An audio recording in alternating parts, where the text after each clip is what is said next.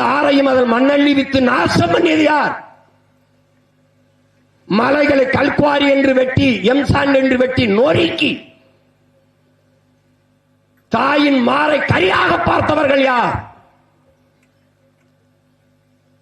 ஐந்தறிவு கொண்ட மானிடர்களே, உங்களை பெற்ற தாயின் மார்பில் நீங்கள் மட்டும்தான் பால் குடிக்க முடியும், பால் குடிப்பீர்கள். ஆனால் பூமி தாயின் முளை மார்பிலே உலக உயிர்களின் தாய் அவள். உலக உயிர்களுக்காக பாலை சுரக்கிறாள் அருவியை. அது மட்டுமானது அல்ல.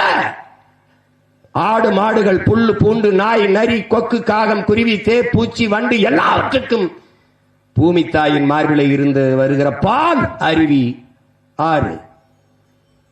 அதை உங்களுக்கு உடமையானது என்று கருதி மணலை அவலம்பித்து ஆரை சாகடித்தது யார்? அந்த நதி உங்களின் உடமையா? அது பூமி தாயின் ரத்த நாளங்கள் என்று அறியாத உங்களுக்கு 6வது அறிவு என்ன மயத்துக்கு? எதற்காக உங்களுக்கு 6வது அறிவு?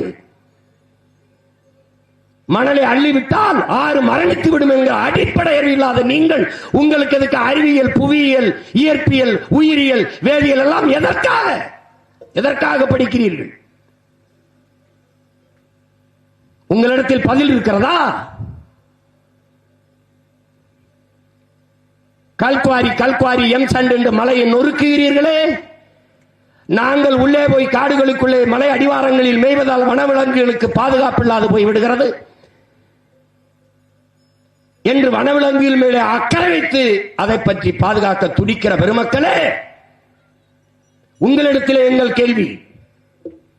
கல்குவாரியாக மலையை வெட்டி பிளக்கிற போது பல நூறு கிலோ எடை உள்ள வெடிமருந்துகளை வச்சு தகர்க்கிறீர்களே, அப்போது வனவிலங்குகளின் வாழ்க்கையை பற்றி பாதுகாக்க பற்றி கவலைப்படாத நீங்கள்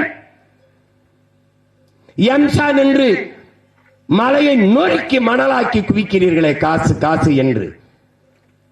தாயின் மாரை கரியாக சமைத்து சாப்பிடலாம் என்று எண்ணுகிறவன் எவனாவது மனிதனாக இருக்க முடியுமா? உலக உயிர்களின் தாய் பூமி, அவளுடைய மார்பை அறுத்து காசாக்க நினைக்கிறவன் மனிதனாக இருக்க முடியுமா? இருக்க முடியுமா? 1 கிலோமீட்டர் 2 கிலோமீட்டருக்கு அங்க இருக்கிற வீடுகள் நீங்கள் வைத்து மலையை தகர்க்கிற வெடிகுண்டிலே வெடிமருந்திலே அந்த வீடுகள் பிளந்து நிற்கிறதே, மக்கள் போராடுகிறார்களே. அவ்வளவு பெரிய அதிர்வை காடுகளுக்குள்ளே ஏற்படுத்துகிற போது அங்கே வாழ்கிற மிருகங்கள், விலங்குகள், சிங்கம், புலி, கரடி, நாய், நரி,